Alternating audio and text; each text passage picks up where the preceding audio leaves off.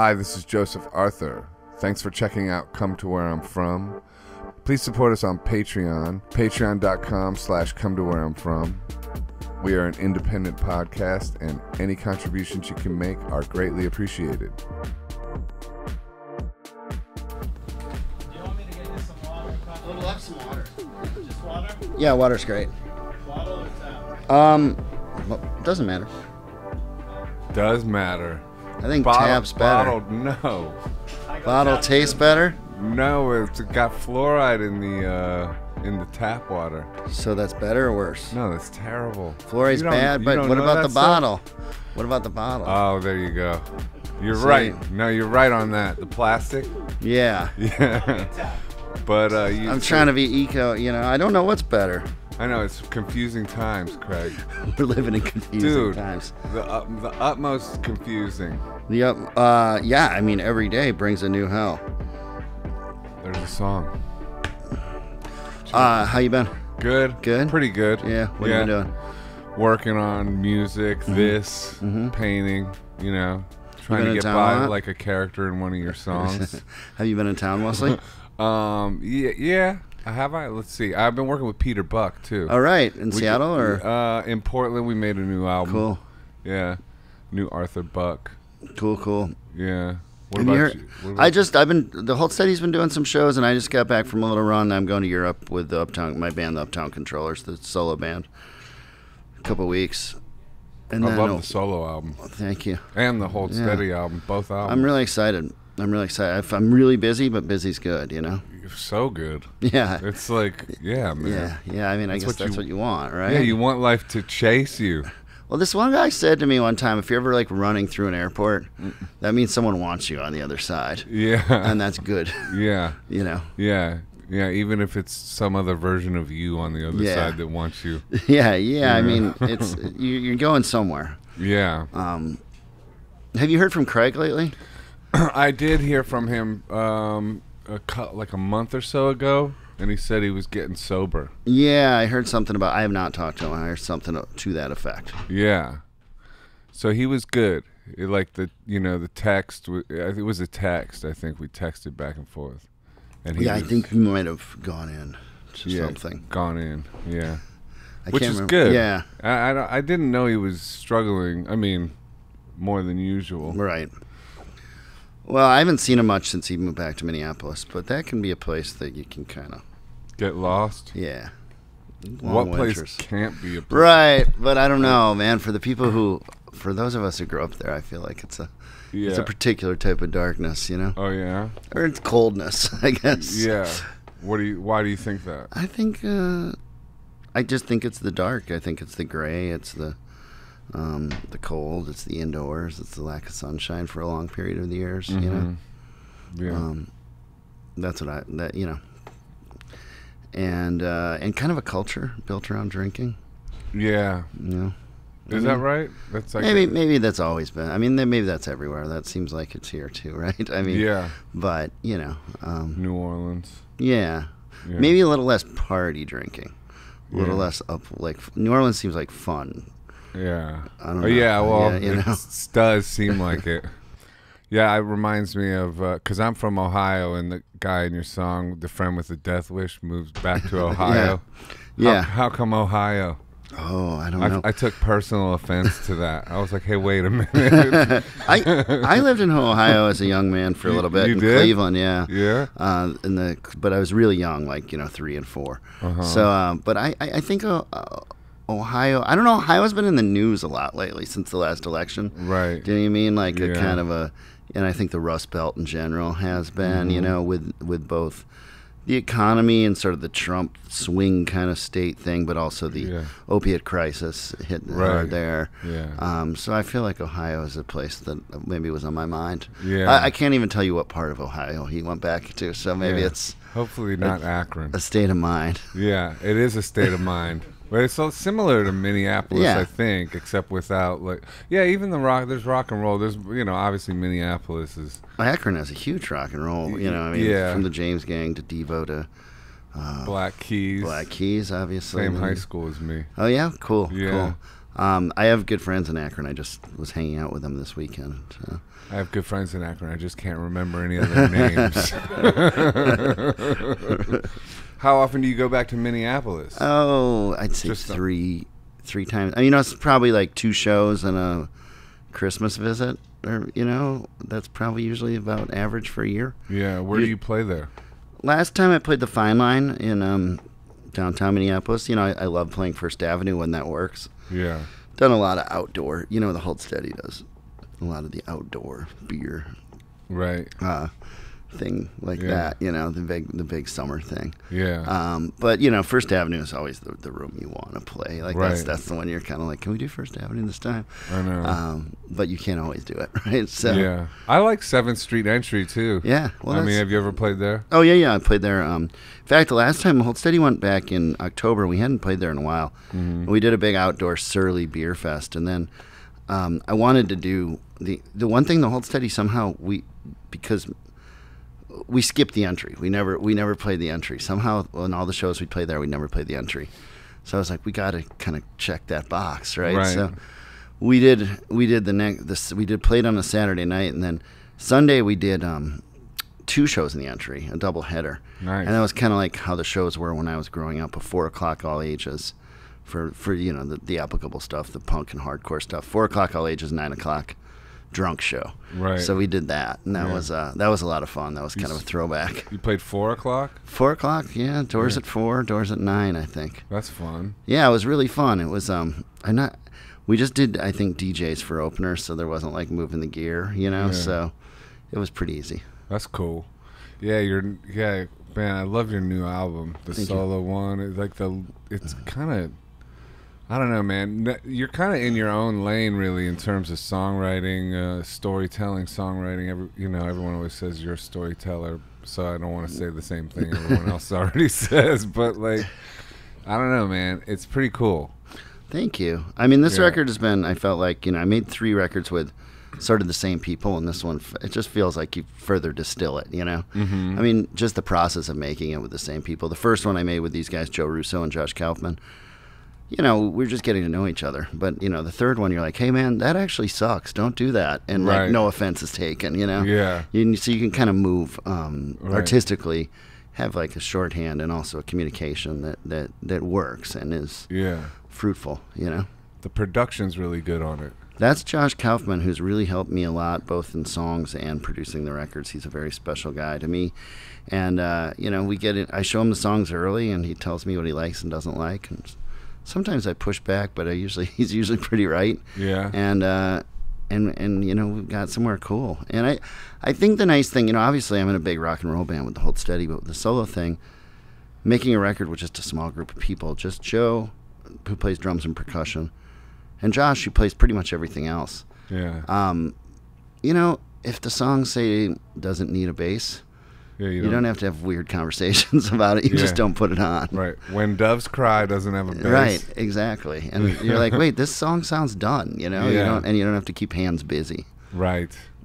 So that's really nice about the solo thing. Yeah. Yeah, well, it's got I don't know, hints of Leonard Cohen with the background vocals. Yeah, And That is- and Dylan too, I think. all by design. I mean, the Leonard Cohen background vocals. I think those women are named the Webb Sisters. Mm-hmm.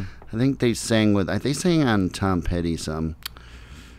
These aren't the people on the record. I'm just saying they're these women, the Webb Sisters, and I think they're the Leonard Cohen's backup singers. I think they also sang on Tom Petty, "Don't Come Around Here No More." Oh, Some right. of his, and we talked about how cool they sound on those Leonard Cohen records, and Yeah. they were probably, we didn't really look into it, but they were most likely out of our price range. Yeah. But we got 2 very, very talented vocalists, and we kind of, at least an approach, tried to mirror that, some of the call and response, but also putting them on one mic rather than 2 different mics. Oh, really? Yeah, putting them on the same mic was kind of cool, so they sort of self-regulated Uh-huh. their vocals together, and I think that you can kind of, that you feel that. Yeah, I guess so. Yeah, so When I think about it. yeah, it's cool. That's a real, I think, hallmark of this record versus the first 2. Right. Because they weren't on the first 2. Annie Nero, one of the singers, is on it, but Cassandra wasn't, and they weren't singing in that same style. That sort of back and forth call and response thing. How you got so many great lines and stuff. Like, how do you what's your writing process like? I mean, do you carry a notebook around with you? Like, how do you do it? I carry my notebook, but I also more and more, as the years go on, rely on the notes function of my phone, Right. I've gotten better with the phone thing. If there's something particularly funny or a line I like, I'll write it on my phone. But I also I try to keep a schedule and write and then edit, write something, understand that it might not be good.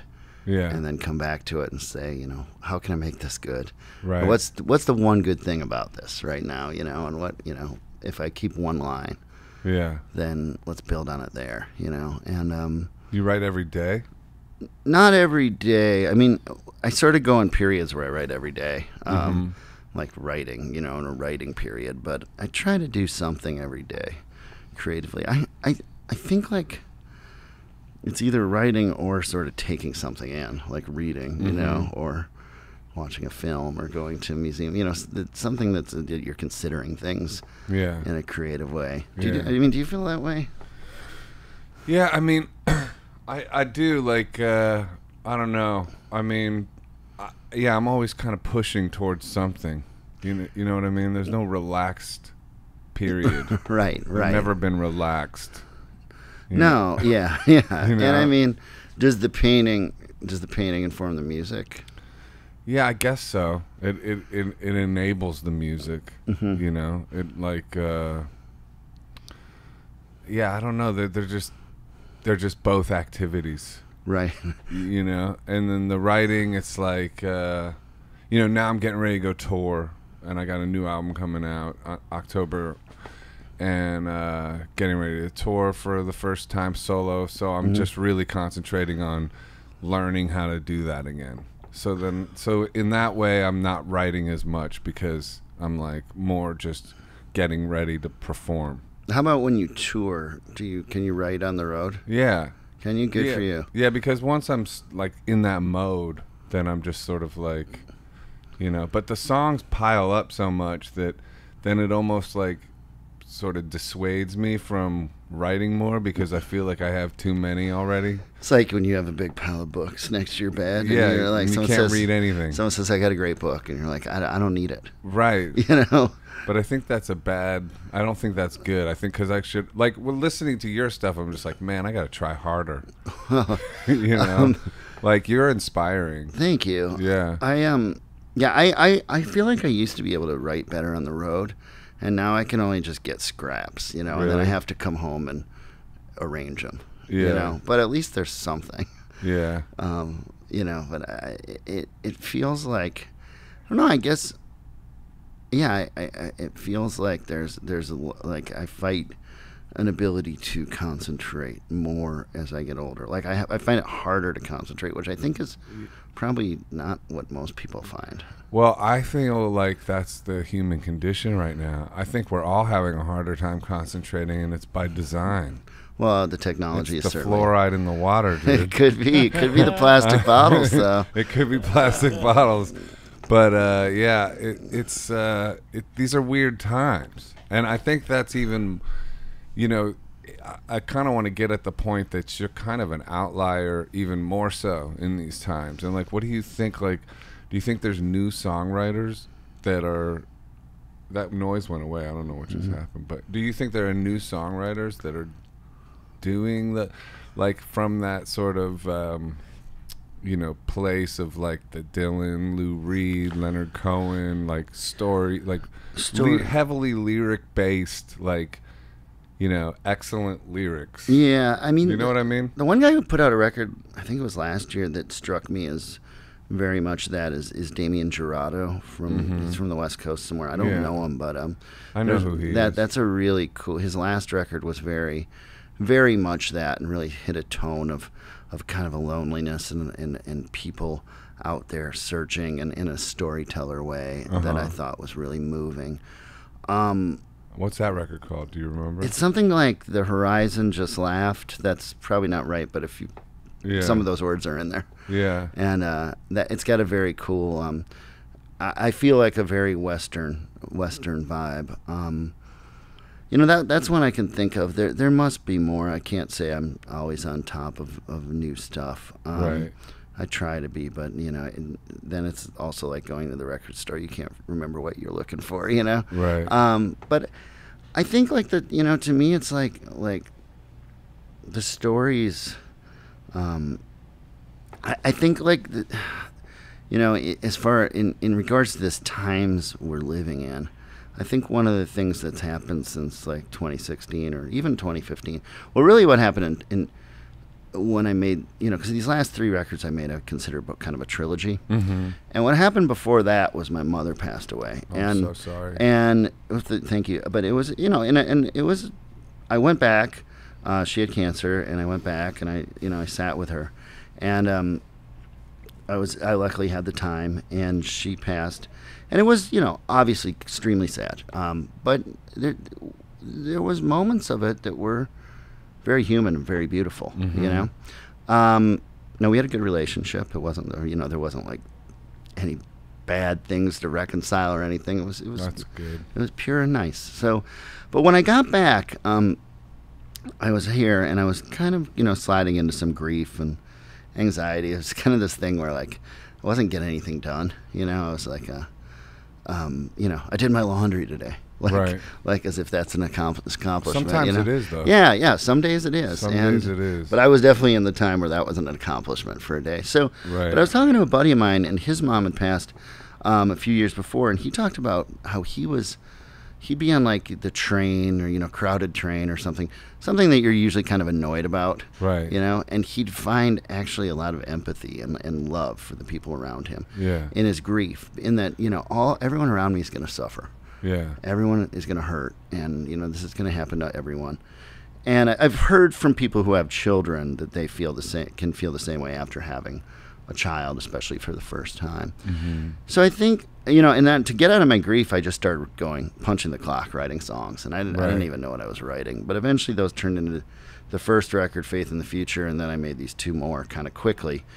But I think the thing that connects all these records is a kind of an increased sense of empathy, right, that I felt, and it's hard for humanity. Yeah, and thinking about how many people out there, in the Hold Steady, so many of the songs are about people just making terrible decisions, belligerently following them to their logical conclusion. Yeah, the alcohol. To the point where you're kind of like, well, I don't feel that sorry for you, right. But this is I think I turned a corner and became a much more empathetic person, and wanted to write more about people who are trying to do the right thing, but still having a hard time keeping their head above water, economically, spiritually, emotionally, whatever it may be. Yeah. Well, yeah, with the title track, the guy having a heart, there's electricity getting turned off and taking a shower in the dark and stuff like that. It's just I think it's brilliant, man. It really is. Thank you. There's a scene in that I really relate to, and about he walks up to the mall, and right. When you go on tour, especially if you're in a bus, you sometimes find yourself walking where no one's walking, and I feel like that is just this like most American alienation feeling of like when you're walking on a frontage road and like dudes get mad at you just for walking. Like some guy will be like, asshole. Yeah. And I'm like, I'm just trying to get to that diner so I can have breakfast. Yeah, but you shouldn't be walking there. Yeah, but like you're not. For some reason. Yeah, for some reason you're not allowed to walk. Even though there's like a spot for you to walk. Like it angers people that you don't have a car. I'm angry just hearing about it. It's bad. Yeah, it's like also like that in that song too. The whole so many like empty storefronts. Yeah, I mean that's the retail thing. Like it's a friend of mine photographs dead malls. And right. Like, I think I've seen one of them's from Ohio. Rolling Acres is in that thing. Yeah, her name. I used to go there when I was a kid. She's from Akron. Yeah, and her name's Jessica Anschutz. She has done a lot of, and so and the thing is like I'm always like, oh, they let you in there, but then I realize these malls, a lot of them are open. They just have like 10% occupancy, you know? Right. And if you go back to the malls of your youth, wherever you're from, I think that's what you find. And that's just Amazon, right? That's just retail, you know, being decimated. But look, we see it in New York, too. How many empty storefronts on the street do you see? Even in the East Village, man. Yeah. There's like half blocks that are like completely empty. It's crazy. Because if you aren't like a high-end restaurant, if you don't sell like food and alcohol, there's nothing you can sell to make your rent here, it seems like. Yeah. It's a weird thing. I mean, even being an artist is so weird because you just got to live on faith. That, like, somebody's going to like the latest thing that you're doing enough to give you money for it. Yeah, you have to go. I mean, that's the thing. You just work and you say, like, the calls will come in and interesting things will happen and I'll go do it. Yeah. Fingers crossed. Fingers crossed. Yeah. And if you have, like, a period where the calls aren't coming in, it gets a little heady. Yeah, it gets scary. It gets scary. It gets scary, and luckily it's been. But I think that's why just keeping ultimately super busy is what you can do to. Yeah, that's why when you say like I am busy, I'm running through an airport. That's good. Yeah, running through an airport means that you've got work you're trying to get to. Yeah. When did you start writing songs, and what was your first inspiration? I got into music when I was a kid. You know. At first, it was like, you know, stuff like Kiss and... Yeah. Which one did you want to be? I wanted to be Paul. I wanted to be Gene. Oh, really? I still want to be Paul, man. I kind of want to be Paul now, too. I'm changing. I feel like the adult. If you haven't ever listened to or read Paul Stanley's autobiography, Face the Music, it is very good. Really? I highly recommend it, and I even more recommend listening to it on audio because he reads it. Oh, really? And he's a very positive guy. Yeah. He paints too. He paints. Did you see his latest one, Star Child? Dude, he just End of the Road. He just did a Jimmy Page one that's really good. I saw the Jimmy Page one too. He's rad. He like cooks all these like gourmet meals for his family. He loves his family. He has a really nice life, and like. He seen, you know, and he never got strung out, you know, like so his book is a little different than most rock guys' book, but he wasn't satisfied either. He had a facial deformity, an ear thing that his ear was messed up. Yeah, when he was young, and you know that kind of propelled him to create this fantasy world that he wanted to go in, and thus Kiss. And you know, he's a really good, seemingly a good guy. In fact, my band that I play with when I'm solo, Uptown Controllers, we had a Halloween show. And we all decided we didn't want to be Kiss. We all wanted to be Paul Stanley. So we created a band, All Paul. And that's funny. And Paul saw it and like retweeted it, which I was pretty excited. Real? Yeah. I was pretty excited about that. I really like him. I saw a photo of it. It was great. I bet he likes your stuff. So he's cool. But so Kiss obviously was only a gateway drug, so to speak. And then I got into rock, you know, but like when I started to go see things growing up in Minneapolis, like Replacements and Husker Du, you know, being able to see bands up close, you know, that were pretty kick-ass. Yeah, very kick-ass. Like that was really exciting to me. Like almost immediately it was like, wow, I don't know if I can go back to the arena, you know, for a concert, because now you're in the 7th Street entry and you can see them plug in, you know, tune up and plug in. And did you see Husker Du like that? And the you got a Bob Mould thing too, in a way. I didn't even really ever think that until just now. Huge influence. Yeah, huge influence. I love Candy Apple Gray and you know, Zen Arcade and all that. Yeah, and Grant too. And you know, all those both songwriters. So that was a big deal. And so when I got a guitar, you know, it was junior high, I wanted to write songs, and I wrote songs, and I had like a cover band in high school, but I was kind of sneaking in some songs I wrote, but I wasn't singing yet because I didn't have the guts, you know. So, but I'd write some of those songs, and then when in college, I went to college in Boston. I kept writing songs, and I started to write some songs that I kind of thought were. There's one I can say that I still think is a good song, and I still play it sometimes. Yeah. What's that one called? It's called Mission Viejo. Okay. And my first band out of college, Lifter Puller, played that one, but I wrote it in my dorm room, and that's that was about a guy, like, you know, that who you go to school with, and he goes back to California, and this is before Facebook, you know, or anything, and he just never comes back, and that I feel like back before the internet, people could disappear. People disappeared on you in everyone's life. You're like, there was the guy we saw him on the last day of 5th grade, and then 6th grade he wasn't there. Right. And I don't know. You just said like that big question mark, and there's these mysteries of your life. Like, hope that guy's doing good. He was pretty cool. Mm-hmm. So I was trying to tap into that. Right on. So then, that was in Boston, and then what happened? I moved back to Minneapolis and did a band called Lifter Puller, which was pretty cool. It did pretty well in Minneapolis eventually, but not so much outside of town. Like, we weren't really that pro. We didn't have like a booking. We go on tour. We'd played a lot here at Brownies. Yeah.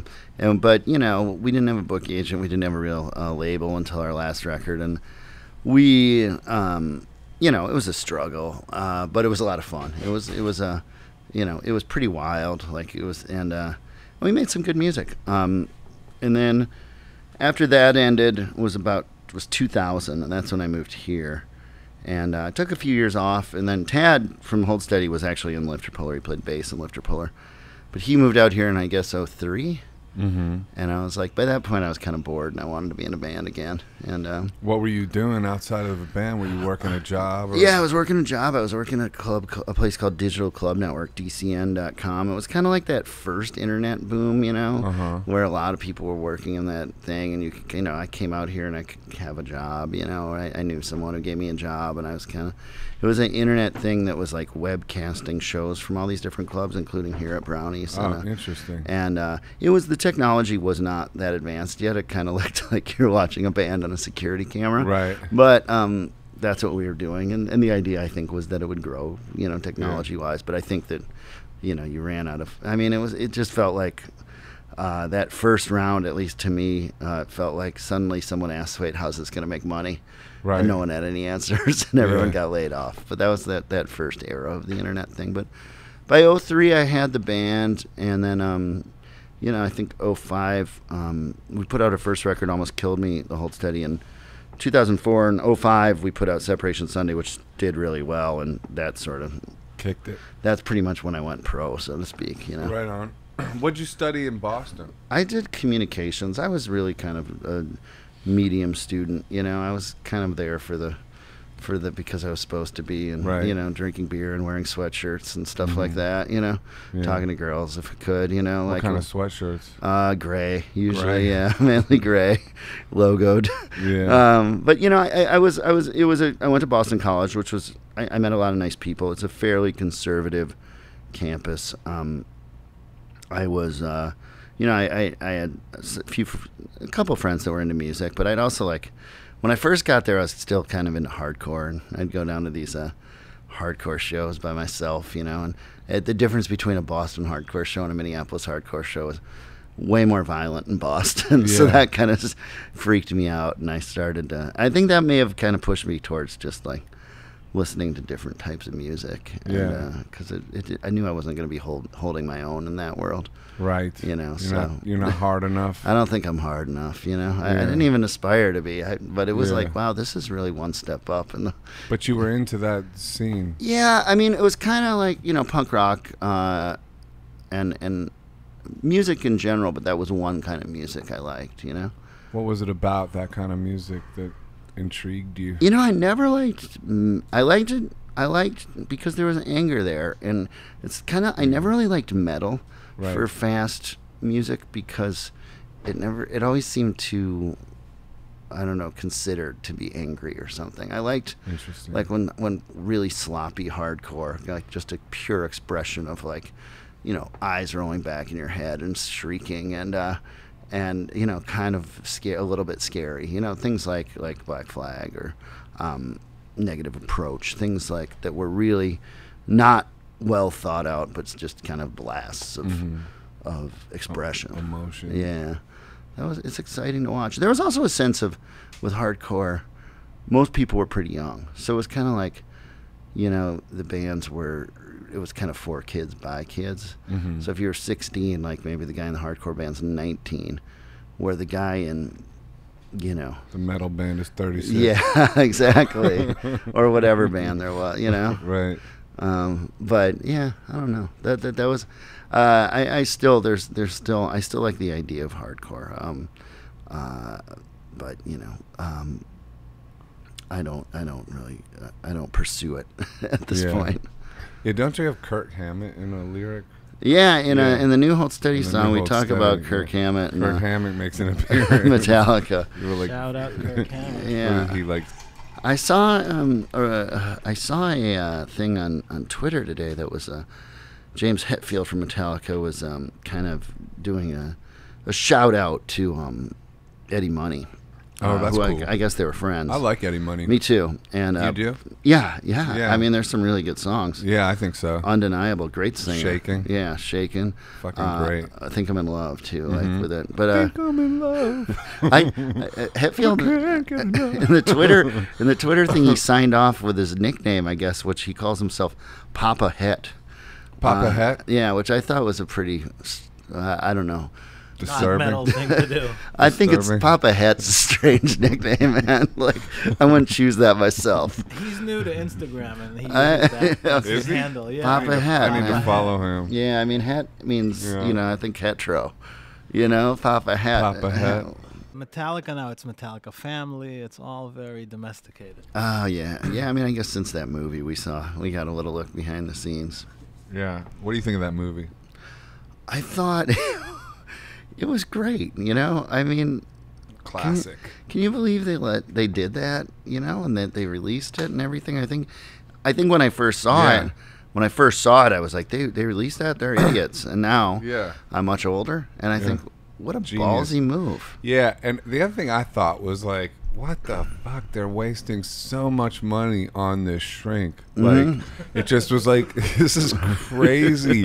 Like, how much money is just like burning away? That's what I kept thinking about. And then at the very end, they have that one concert, which just like, and you're like, oh, there's all the money back. Yeah, it just doesn't fucking matter at all. Like, it's like, you know what I mean? I mean, like, the whole thing, but it's interesting about being in a band, because of being a rock band, like, not Bill Haley on the Comets, Buddy Holly on the Crickets, but the Beatles, being a 4-piece rock band, 5-piece rock band, whatever it is, there's a lack of a hierarchy.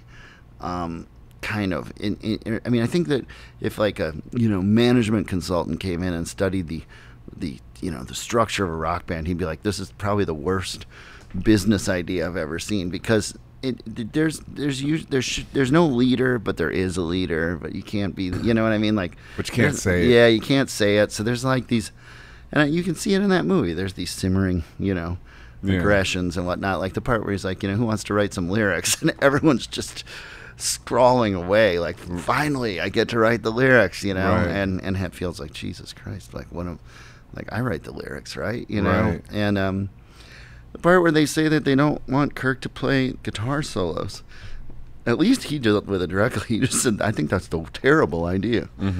I happen to agree. I mean, I like guitar solos in a Metallica song. I think it's a ridiculous concept that they wouldn't have guitar solos, but that's where it was, I think, culturally back then. That was like post-grunge, maybe, Guitar solos aren't cool anymore. Right. Yeah.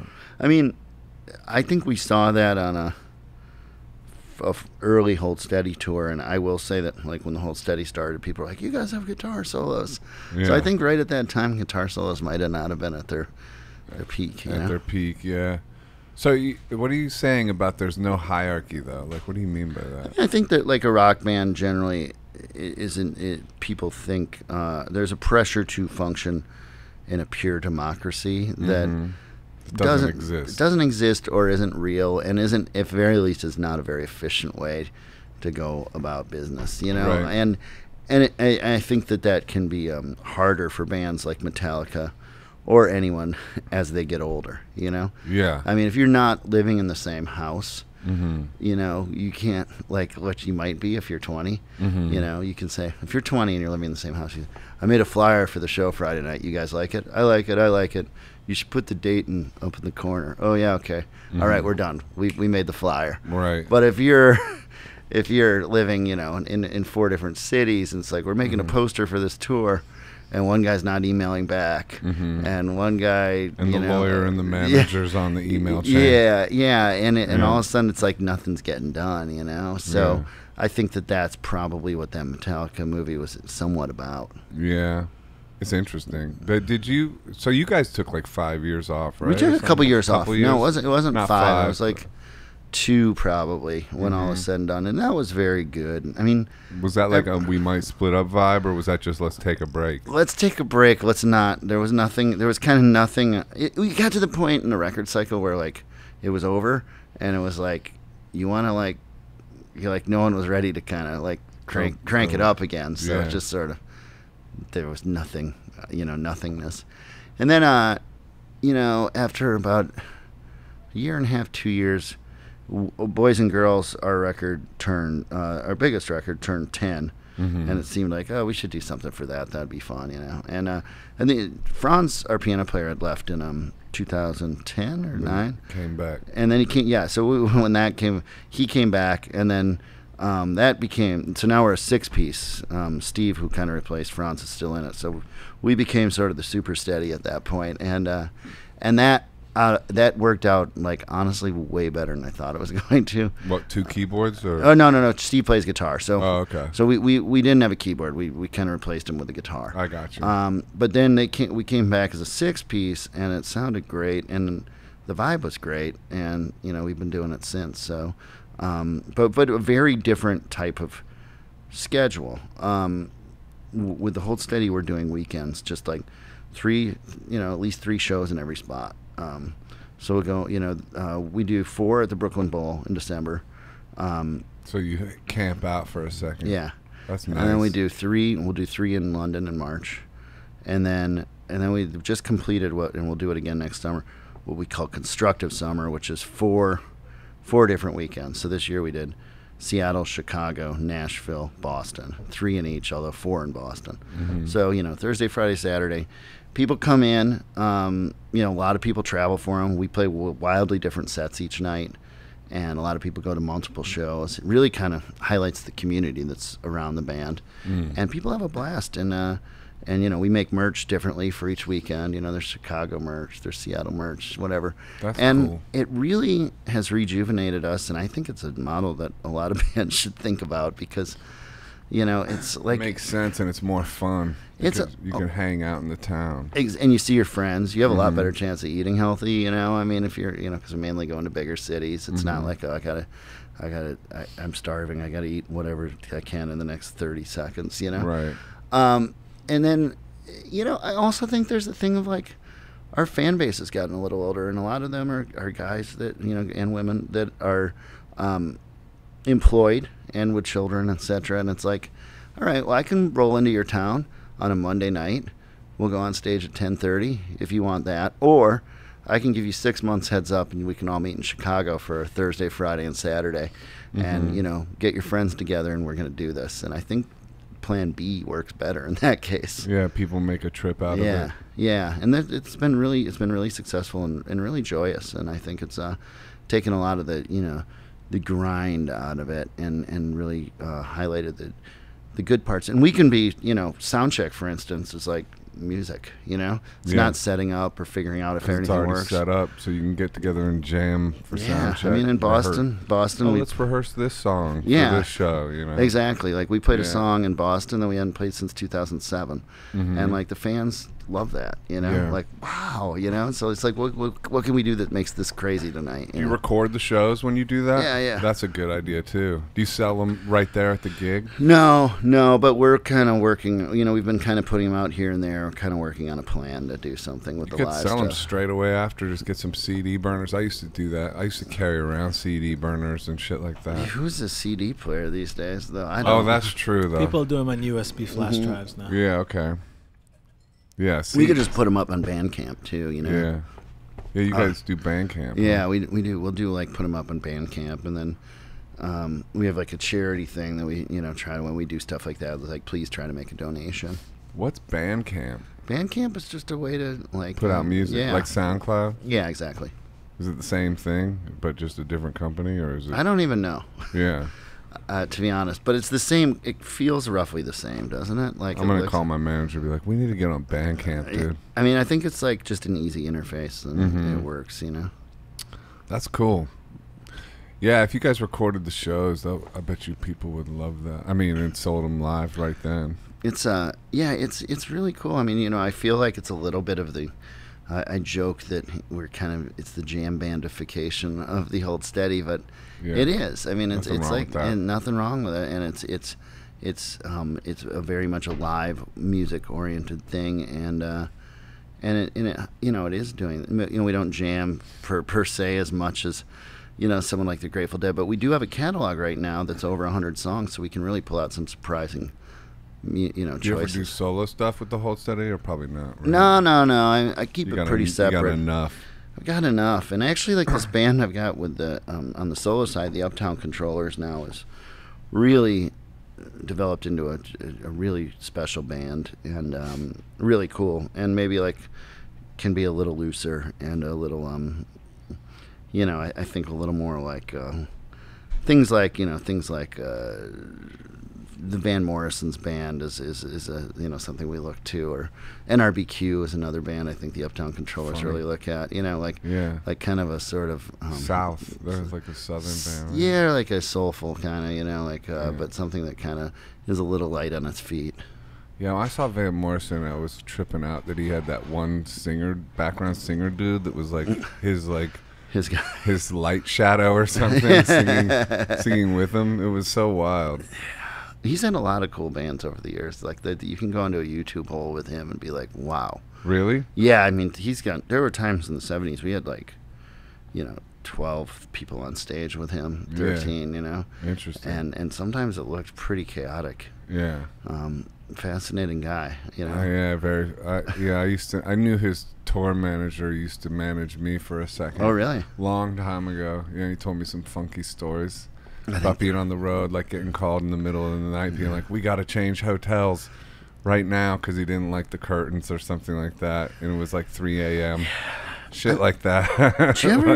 Did you ever wonder, like, because that's so far from where I'm at in my head. Like, how do people get to there? I don't know, but like, yeah, me too. I'm not anywhere near there, but then again, I kind of can't afford to be. Right. You know, I can't, like, you know, so it's like, I don't think I would ever be there anyway, but yeah. But I've heard stories and known people that do stuff like that are a lot closer to me in stature or whatever, and clout than they are Van Morrison, you know. And they do shit like that? There are people, yeah. I think there can be like I'm not going to ask you to name names. No, I don't know. And also, I know these are secondhand stories, but like, I think it can be a mental health thing, you know. And I think that's obviously a thing that on the road can get wild. Yeah, well, it's you know, the funny thing people don't really realize, like, being on tour is so exhausting, and even like the pressure of it. Like, I'm feeling the pressure of it, and it hasn't even started yet. Like, there's a lot of pressure, and then exhaustion, and then constant movement, and then you're like being interviewed, so you're kind of being captured at your most frayed and fragile and chaotic, you know. And so like you can lose it, you know. So I think like these are ways of maybe people like get comfort by controlling a situation, or we made a film in 2007 about the Hold Steady, and it was like when things were taking off, so like the label wanted to film a lot of stuff, and they made a film called it was like a live thing called Positive Rage, and we showed it in London in March, and I don't think most of us had seen it. I'd seen it, but not everyone had seen it. But so this was your Metallica film. So we went to the theater and watched it, and for one, it was a lot better than I thought it was going to be. It wasn't like as cringing, right? But there was a scene that I saw, and we were like getting ready for sound check, and I had a big glass of whiskey. Yeah. And I was like, that would not be me now. But I was like, oh, wow. Like, that was 3 p.m. Right. And it kind of gave me the chills. Like, yeah. Like, why would I do that? Why would I do that? And what was that show like at 10 p.m. that night? Right. You know, if I started drinking whiskey at 3. Right. And I don't remember it being particularly bad, but I just, that's not, I would have a whiskey maybe around 9 now, you know, like if I did, but that's just something that was.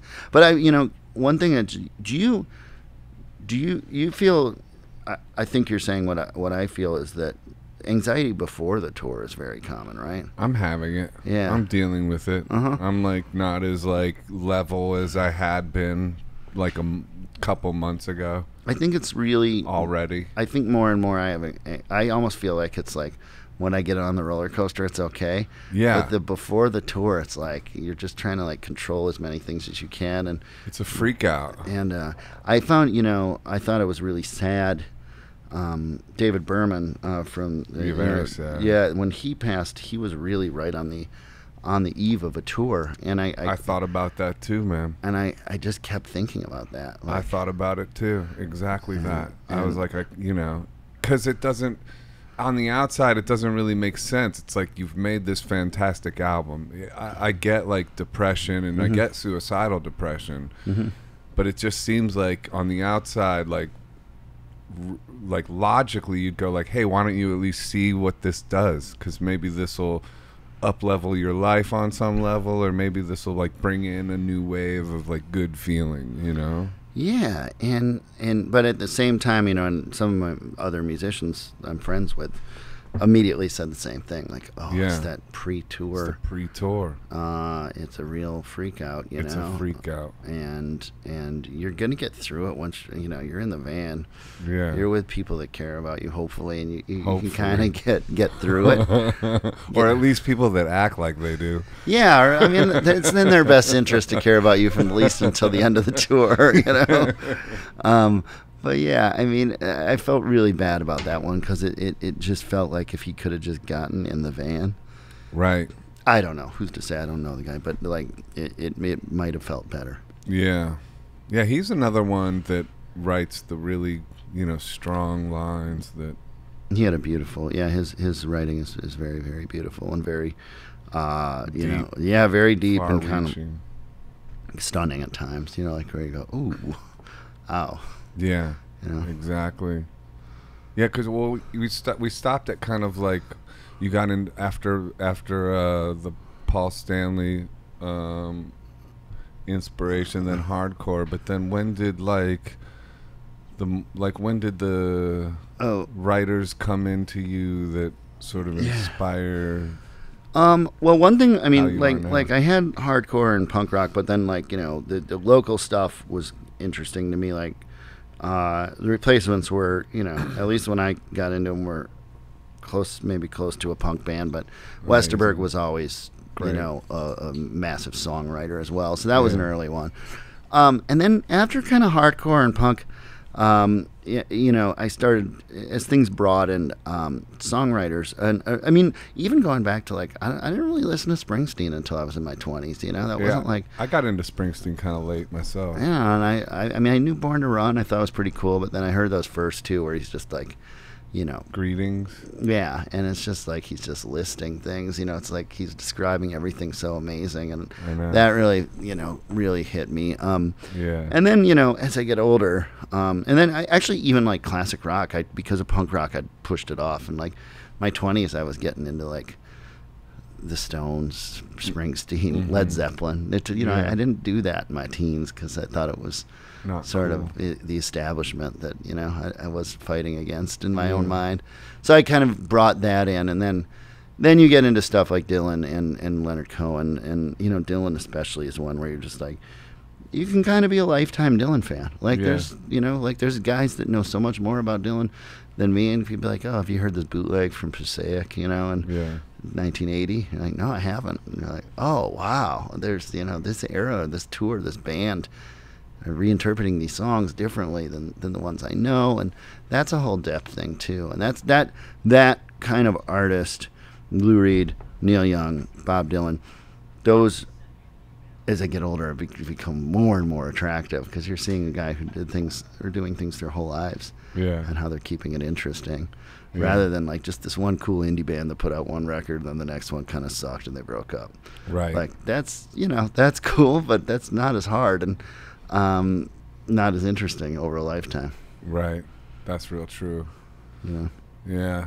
The lyrics, I don't know. So at some point, it seems like you must have been like engaging in lyrics and thinking about lyrics being like Well, in the first, vital importance. yeah, the first band I had, the Lifter Polar band in Minneapolis, we started to, I started to write. I was writing the lyrics, and people started to say like, these are really good.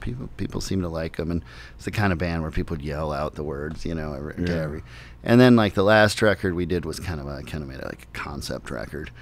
And, I kind of had fun making this big cinematic thing about this, these different characters and these party people. And there's kind of all around this nightclub called the Nice Nice. And there was a guy who owned the nightclub called Nightclub Dwight. Mm-hmm. And, there's this sort of in and outs. And it all took place in a sort of altered Minneapolis. And people really liked that, and... So then I was kind of encouraged. A lot of what, yeah. Oh, you were? Yeah, I was kind of encouraged to kind of go do it. And then, I've always, the lyrics are always the thing about music that I've listened to, like I was not, like, I've always would, even with my parents, who didn't have a huge record collection, but they had like, Paul Simon and Bob Seger and Billy Joel and things like that, and I would, I'd play the records and I'd read along to the lyrics, and I, kind of go somewhere with it. Yeah, it was kind of like going into your own movie or your own like because of the music somehow it more so than a book even. Why?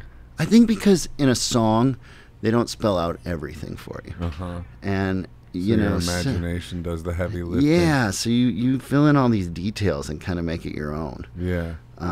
Where a novel or something, really like might describe the wallpaper. Yeah. And you're like, oh, okay, so that's what that room looks like. But in the song, it can look like exactly like your room. Right. Or however. And I think that's kind of unique about songs. Yeah, that's cool. Yeah.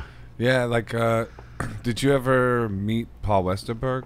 Yeah, I met him one time, and he was your great. Stuff? Did he like? He seemed to. Yeah, he was really cool. And the whole steady actually played a couple shows with the Replacements when they came back. I mean, I don't know that Paul was an obsessive listener, but he was certainly complimentary, and that meant a lot to me. That's huge. Yeah, I don't know. He's got a reputation. He's scary. He could be scary. I was scared. I would be scared. I mean, that's the thing. You get into this thing, and you've gotten to meet a lot of people. I have too. Like people and then there's the people like. Like, do you want to meet Bob Dylan? No, I don't know. Yeah. I mean, have you met him? No. No, me neither. I mean, like, what would you say? I don't know, man. I met Jacob because Jacob did this podcast. I've met Jacob too. He's super cool. He's great. He's just a laid back dude. Very cool. Yeah. Very cool. But I mean, be it Prince or Bob Dylan or any of these people, you're kind of like, I don't know what I was in a studio and I actually saw Paul McCartney and I said hello to him.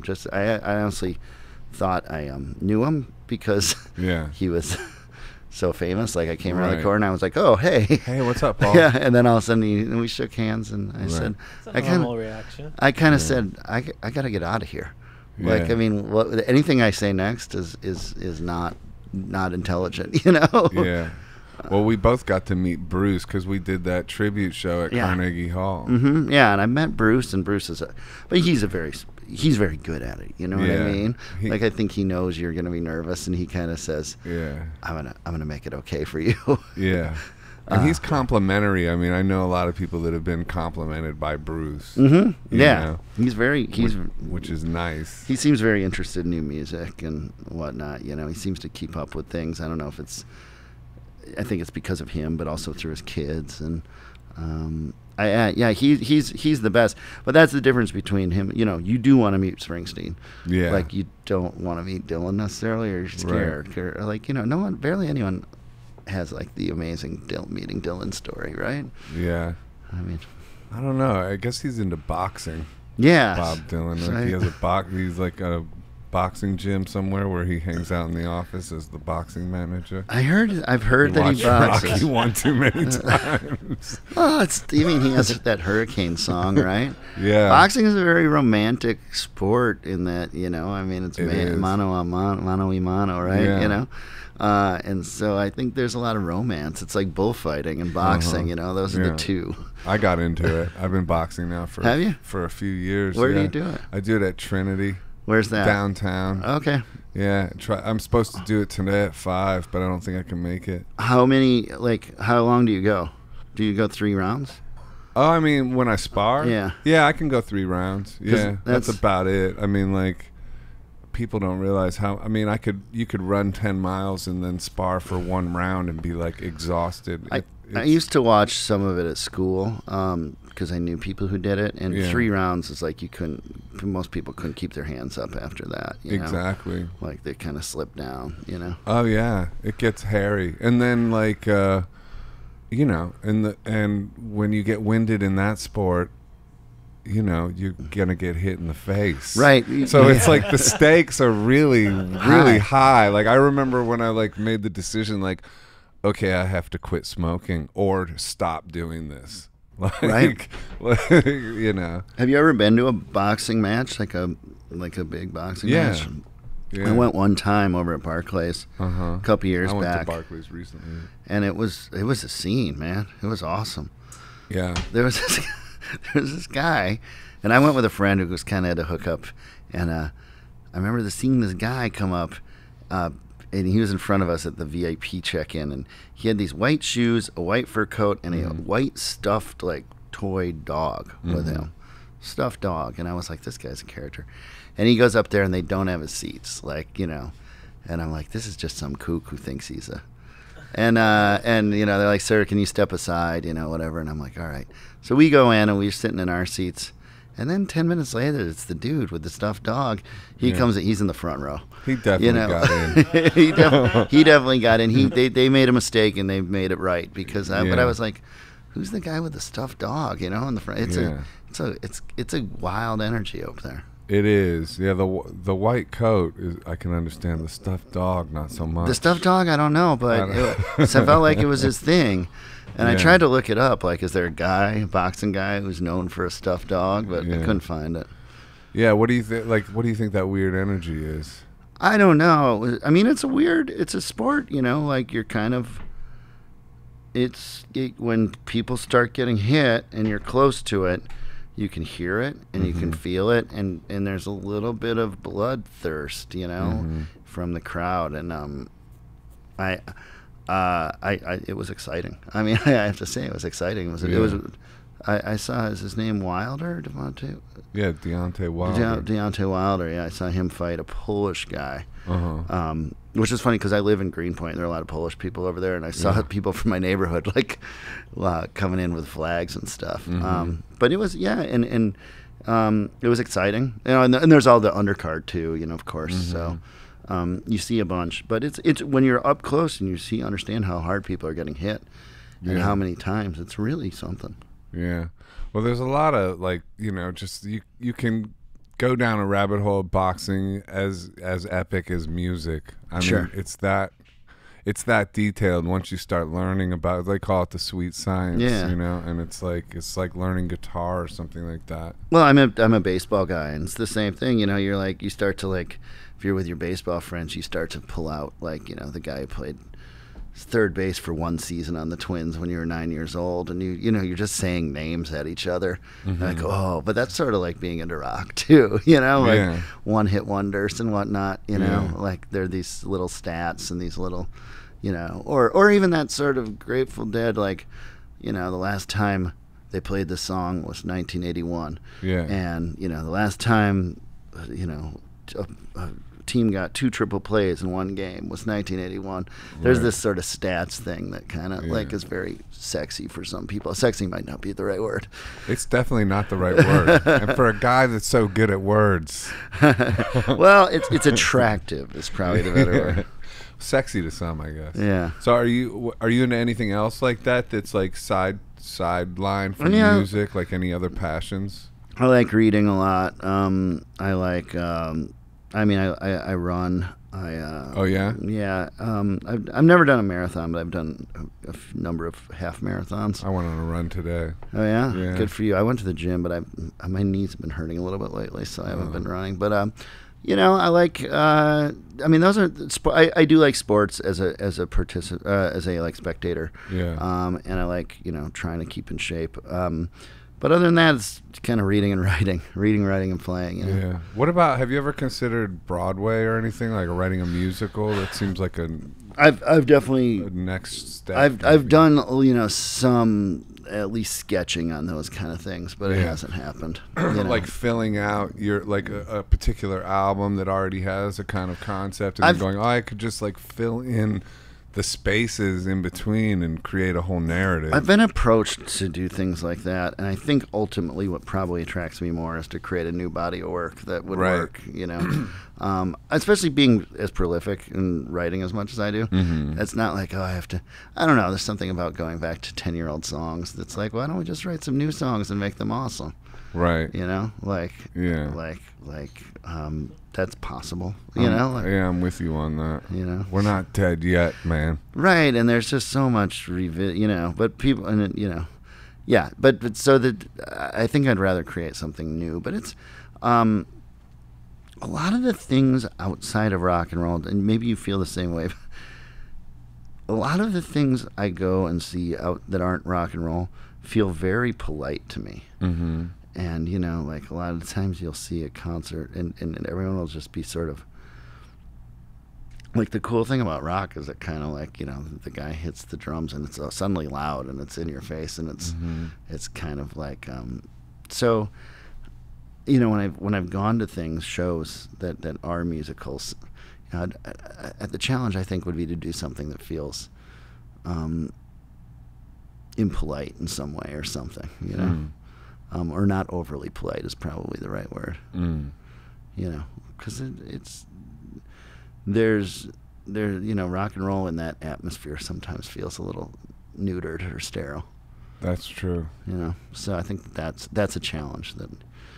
You know, how would you achieve that? Lyrically, maybe. Lyrically, maybe, or maybe it's in the production. Sonically. You know? Maybe it's in the production. Maybe it's, you know, or maybe it's in the space. What did you think about the Bruce musical? Did you see it? Yeah, I saw it and I thought it was wonderful. You know, but that felt less like a musical than just a storyteller's thing. It was amazing. Did you see it? I did, yeah. Did you like it? Loved it. Yeah, I cried twice, I think. Yeah, I think I cried too. Yeah, it was it was really moving. You know, the part at the end where he talks about the tree, you know, at his house. That's like, you know, I think it was that it used to be there. I can't remember now, but just the way he wove it in with his family and all that, it's very moving. And you know, there's also this thing of like, you're looking at him. I think he turned 70 yesterday or the day before. Yeah. As a human specimen, you're like, man, he looks so good. Yeah, he does. He hasn't lost it. No, he really looks healthy. You know, like, yeah. I kind of was like, wow, like look at that. But it was a really moving show, and it's cool, you know, to hear. You know, you lose sight of these things of like.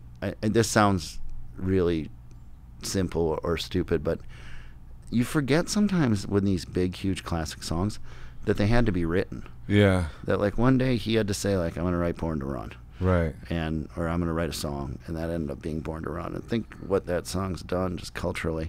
But like there was a time when Born to Run didn't exist, and he sat down at a piano or a guitar or whatever it was and wrote it. And seeing him play those songs all stripped down kind of put me in touch with that in a cool way. It's true. It seems achievable when you see it like that. You kind of like want to go like, hey, this is not unattainable. Right. When you see it at its most basic thing, and it's not only been stripped the instrumentation, but also all the memories and all of the things that go along with Born to Run. You know. It's interesting. What do you think creates that drive within some of us to see that and go like, hey, I could do that?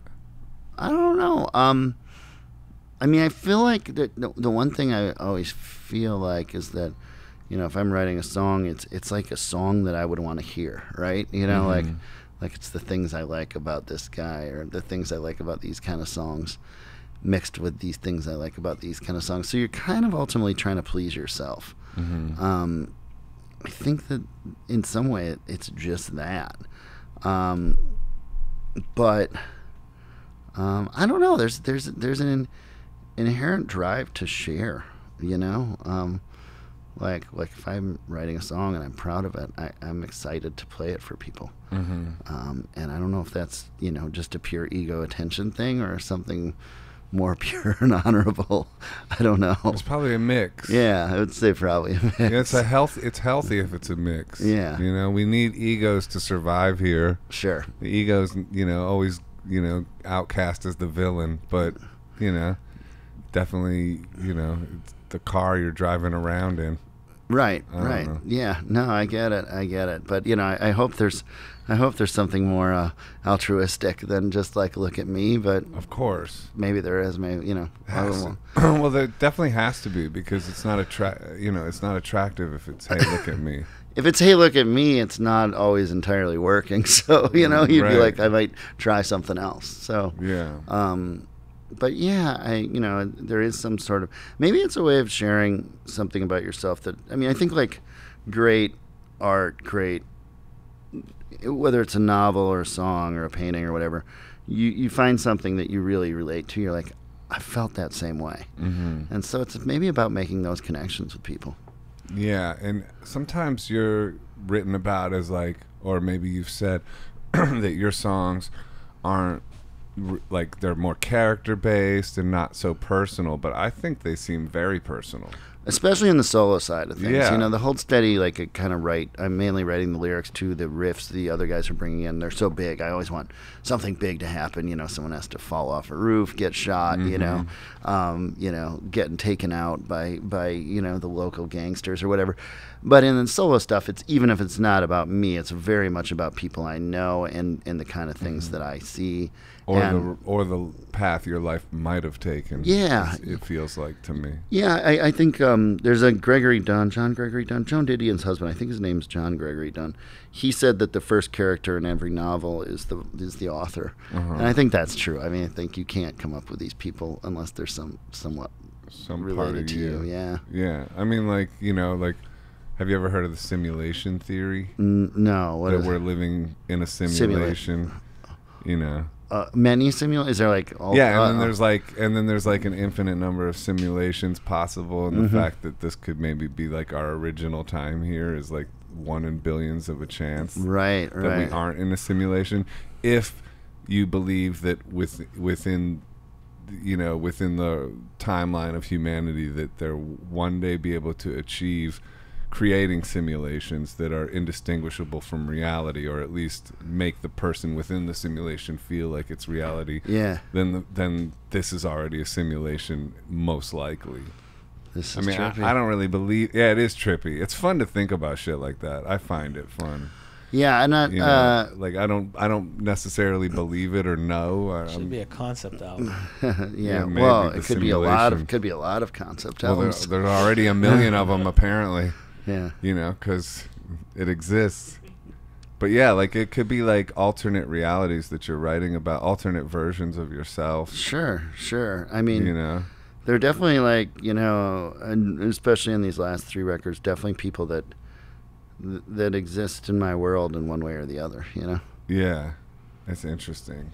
I like that, writing about characters and people that struggle and stuff like that. Something about like the romance in it, or there's just something about that part of humanity. Well, I guess we're all surviving, right? Yeah. We're all trying to do more than survive. We're trying to achieve. We're trying to, but ultimately, our survival instinct is strong as humans.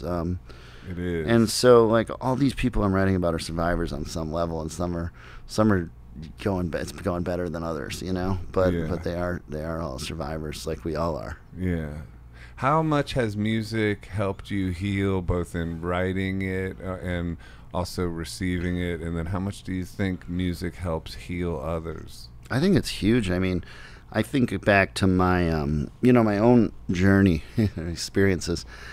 I was in junior high, and I was like, I didn't play sports really well. I was not that cool. I was pretty alienated, and things were maybe going, poorly, and probably would have gone worse. And I remember hearing, getting the Replacements album, Let It Be. It came out the fall of my 8th grade year, and hearing 16 Blue and Unsatisfied, those songs, knowing that guy was in my town of Minneapolis, and thinking like, there's you know, because I really just knew the suburb I was growing up in. Like there's something much bigger out there, and there's other people feeling the same way. And I remember that being a very emotional and direct feeling when music really helped me. And I think it's helped.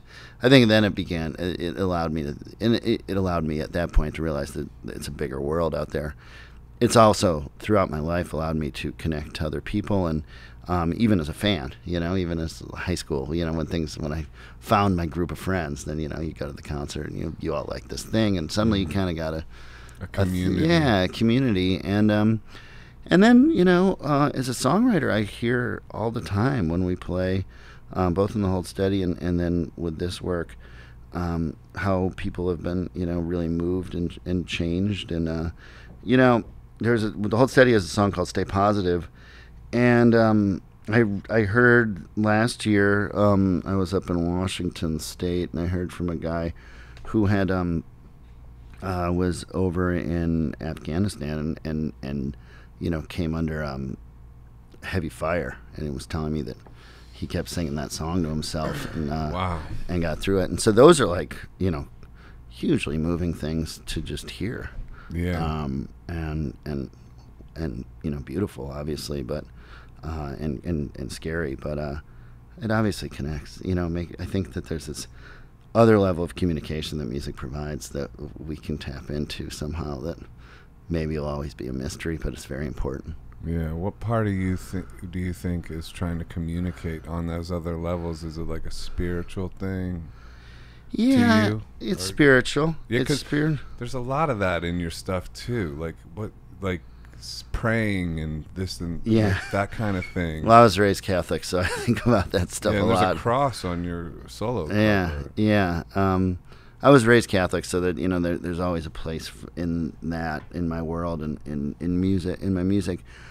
I think it's spiritual, but it's also, you know, I think there's this like incantation thing that happens too, like, you know, a chorus of a song, you know, like you know,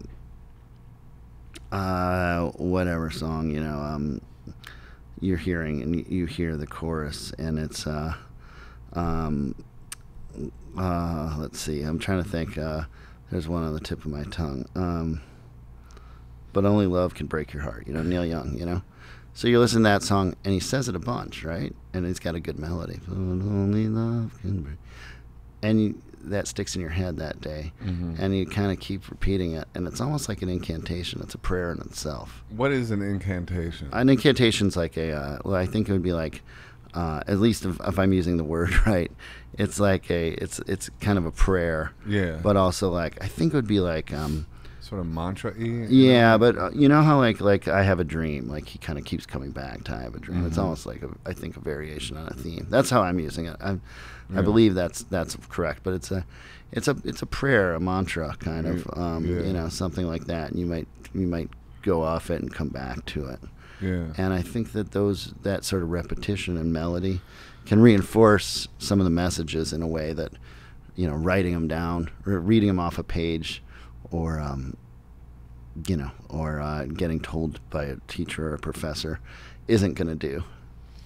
Yeah, absolutely. I mean, like, I don't know if you practice any mantras or anything, but like, yeah, like the sounds and words are very powerful. Yeah. And I mean, there's also like this, and you know, I there's some real romance and beauty into and again, this, I don't want to sound like Grandpa Finn, but prior to the internet, like you know how like when you meet people, and you're like you meet people and you all know this music already, you know, like you can say like Born to Run or Neil Young After the Gold Rush or something like that, and you all know it because like you were all sitting around with the lights off, getting stoned, wherever it is you were from, wherever you were 16, we were all doing that somewhere, you know, or most, you know. So there's a real beauty in that. I mean, people are still doing that, but it felt like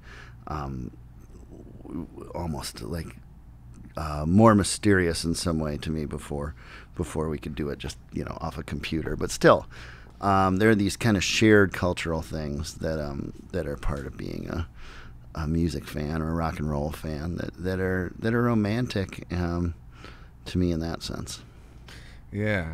Well, on a side note, I think Grandpa Finn would be an excellent nickname for you, like the Hetfield, Papa Hetfield, Papa Het, Grandpa Finn, Grandpa Finn, one N. Grandpa Finn, Grandpa Finn signing off, y'all. Yeah. That works. Yeah, it's on the same level. I don't have any kids, so that's probably the only grandpa I'm ever going to get to be. But you think so? Most likely. I mean, you need to have the first kid before you get the grandparent. Are you in a relationship? Yeah, I've been with the same woman for 12 years. Oh, that's great. Yeah, and we are legally domestic partners, but no kids. Any interesting kids? Or? I like other people's kids best. Yeah. Oh, that's a good answer. Yeah. I've got some nieces and nephews that I like. Yeah. A lot. Right. Do you have kids? No. No, not yet. Are you gonna? I don't know. It's getting late. Well, it's more about the other person than you. Yeah, that's true. But never say never. I don't know. I mean, the only reason I say that is I know a lot of people that have kind of had a late in life. Yeah. Change. Yeah, I would like to get my life to a place that would facilitate it better. I still feel like I'm really striving to, get a comfortable lifestyle that's stress-free. I mean, I know that's a lot of people are struggling for that, Yeah, being an artist is tough, and being an artist in New York City is definitely a tough place to think about kids, but exactly. People do it.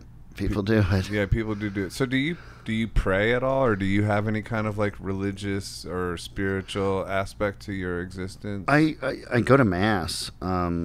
I don't know that what I believe is really Catholicism per se. I don't think the Pope would be that into my. Mm-hmm. Actually, this Pope would be more into it than the prior popes. But seems pretty liberal lately.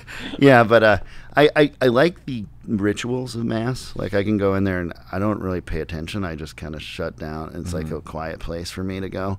Yeah. And I feel connected. I grew up in a Catholic family, so I kind of think about my grandparents and my parents and all that.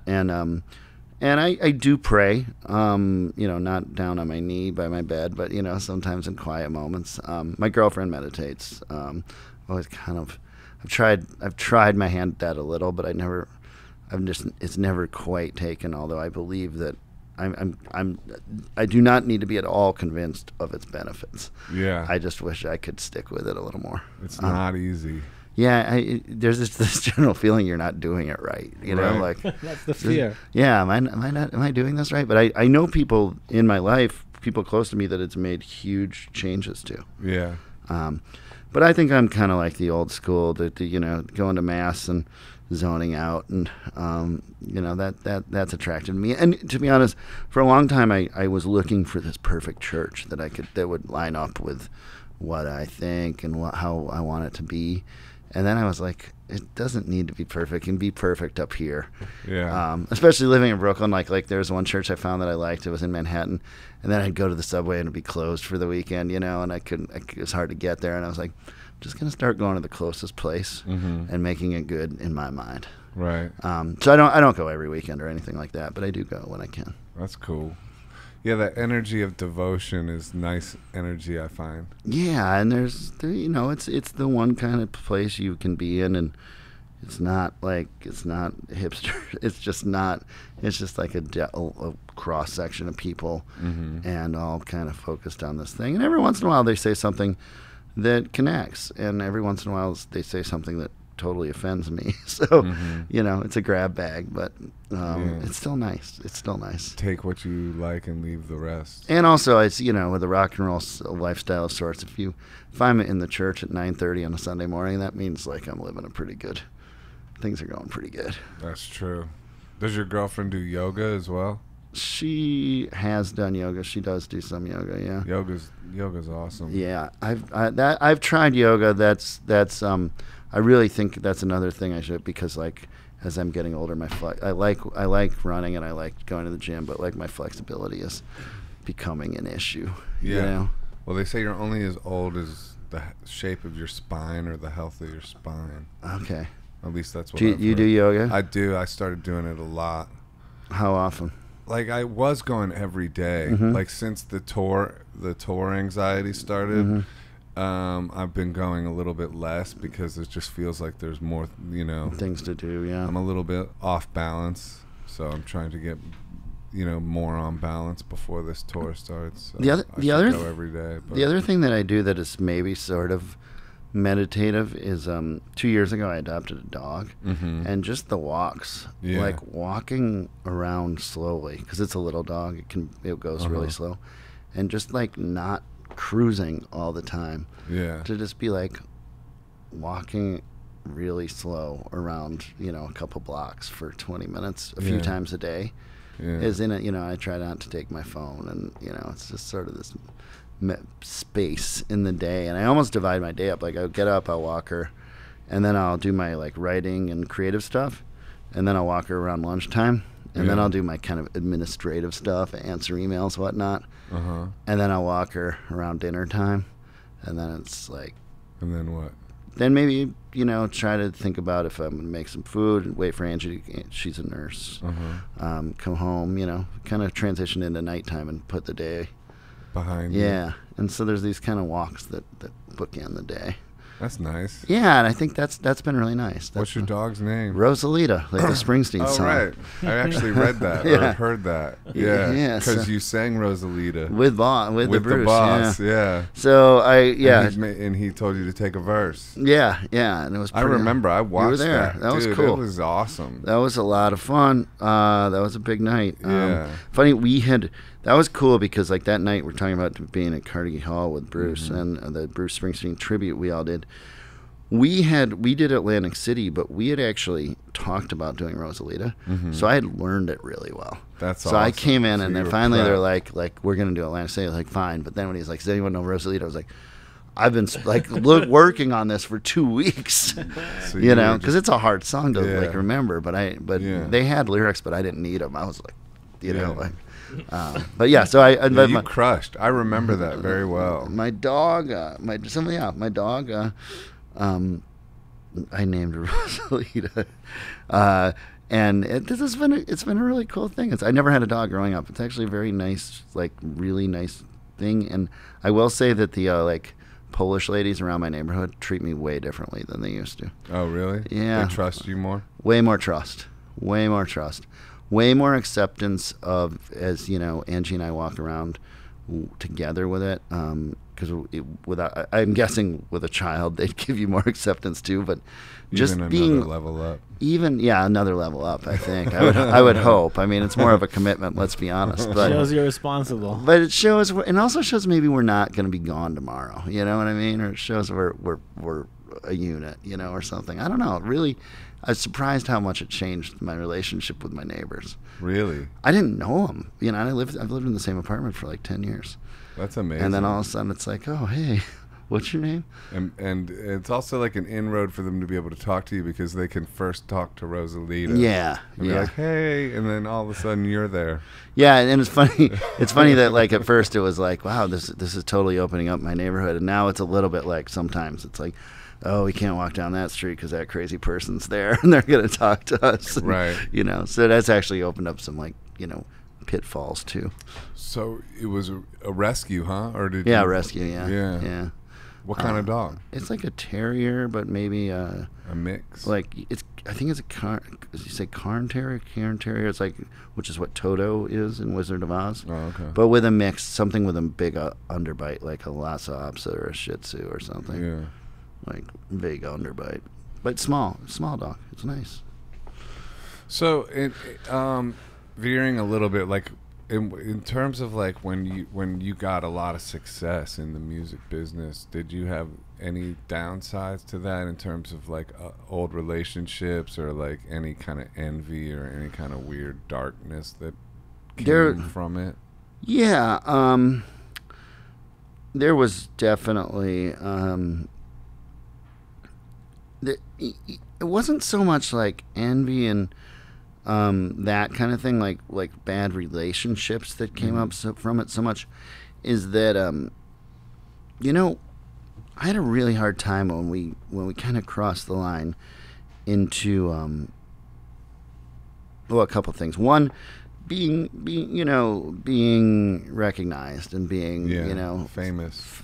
It doesn't feel famous, but it's still You're pretty famous. Enough so like someone can approach you while you're eating, and like there are times when I've like kind of been like, look, this is definitely not the time, like the time, and I'm coming out of my show, and I'm expecting it. Like that's wonderful. You definitely let's do this. Like let's hang out. But like people coming up to you in restaurants. And I mean, eating with my dad. Like that's just kind of read it a little bit. You know what I mean? Yeah. But I think the more thing and that was hard for me. But you generally get used to it, and you get better at being polite. The harder thing for me was like when we got the tour bus, and you get on the bus, and I with all the talk which is good that we talk a lot about mental health and musicians now, I find the tour bus to be maybe a bad thing. Like it's a necessary evil, but I really could kind of get in there and get dark. Like you don't see as much sun. You get into a little coffin thing. Yeah, it's a submarine basically. Yeah. And you don't see how you get. I find it like maybe spiritually bad to be like, well, we were in Cleveland last night, and now we're in Chicago, and I don't know how I got here. Right. I mean, I guess I went to bed, right, and I woke up, and now I'm like downtown Chicago, and there's this like it's jarring. It's jarring. Yeah.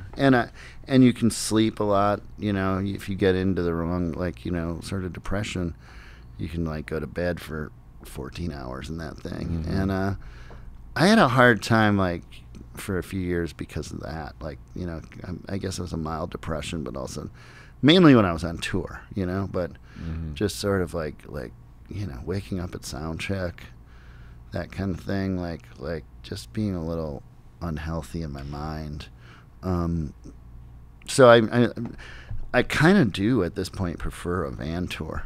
Oh, really? Yeah, because you see the sun, and you see how you get to places. And I still done the bus tours, but I have to be careful. Like I have to set an alarm. Yeah. I have to like go to bed.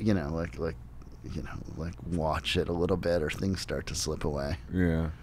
Well, it's like a van tour, then you're getting rooms and stuff like that. So it's just like, I don't know, there is something about that that's healthy. Yeah, and maybe like you might have like 2 hours in the morning in a van tour where you can, maybe you go to the gym, at least maybe you return some emails, or you maybe just go for a walk and spend some time alone, Yeah. I mean, there's benefits to both, and the bus isn't all evil, but I found myself that I had to watch it. Yeah. What do you do anything specifically on the road to keep your sanity?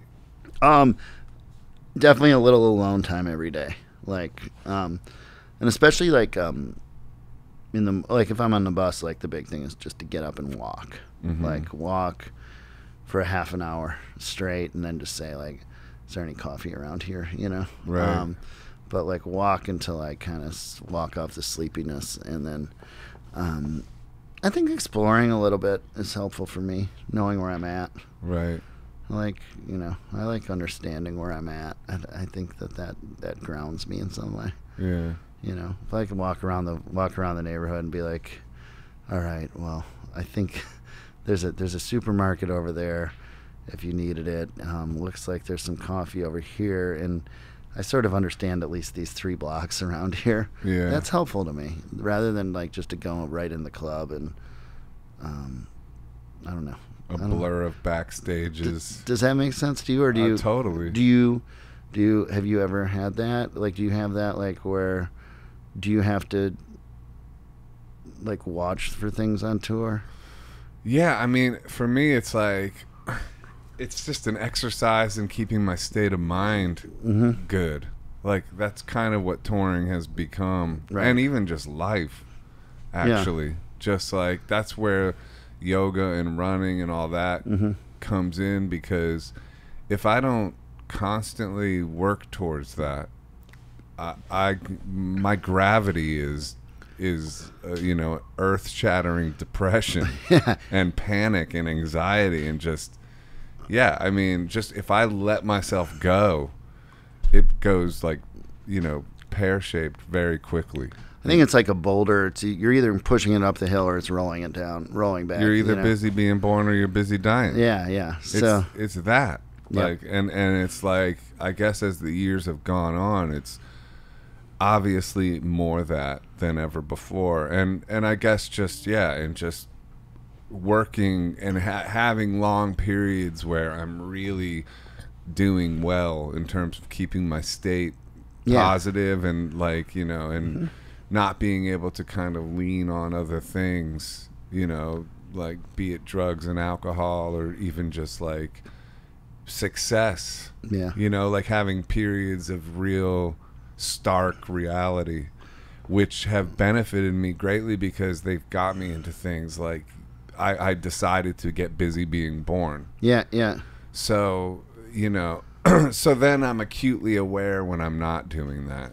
Now. Right. And I think it's good. I mean, I really feel like over the past few years we've all sort of really opened up about mental health stuff. Yeah. And I think that's good. Like, I have these conversations fairly regularly, and it's good because, look, our people are still, you know, whether it's David Berman or my friend Scott Hutchison from Frightened Rabbit last year passed away. Sorry. And it's the musicians are still dying, you know, and we're all talking about it, but it's there's still, you know, there's still ways to go, and I feel like still I'm happy that almost everyone I know is open about it and working on it, you know. But I guess it'll always be, I think, probably from an artistic temperament, a struggle. Yeah, definitely that this profession pulls in some you know, touched individuals, let's say. Yeah. You know, and it's so insecure these times, and just it's a tough way to make a living, you know. I mean, so it's also and then the political times are tough, and I think that people can get down. The media is amping up panic and division, you know, and that's just happening too. So I don't know. It seems like people are in a, you know, we're kind of encouraged to be in a constant state of despair and panic. Yeah. And if you're not, then there's something wrong with you. I have this thing that once a year I go skiing with my father, and you know, I think like you get up on the hill, and you're going down the hill, and you're trying not to crash into a tree, and that's what you're thinking about. Like I don't want to crash into a tree and hurt myself. And it's amazingly, I think maybe like its own form of meditation. Absolutely. But it's also like a day on the mountain. I'm like, God, I didn't look at my phone. Yeah. I didn't see any political news. I just felt like I didn't crash into a tree. Right. And sometimes I think the rest of the year I need to get to that 1 week, you know, like just thinking about not crashing into the tree and doing my thing. Well, being in the moment. Exactly. I mean, the stage and music helps you be in the moment as well, because when you're on stage, I mean, you can think about what you had for lunch or what you're going to have for lunch or whatever, but you know, not if you're really in it. You're going to be in the moment. The second you start thinking about lunch is when things start to, you know, all of a sudden you're missing the bridge. You know, like you you're pushing to be in the moment, even if you aren't. Yeah. Do you know what metacognition is? No. It's like the ability that humans have to like witness their own thoughts, like witness your own. So it's like you're not your thoughts because you can also observe your thoughts. Sure. So it's becoming the observer.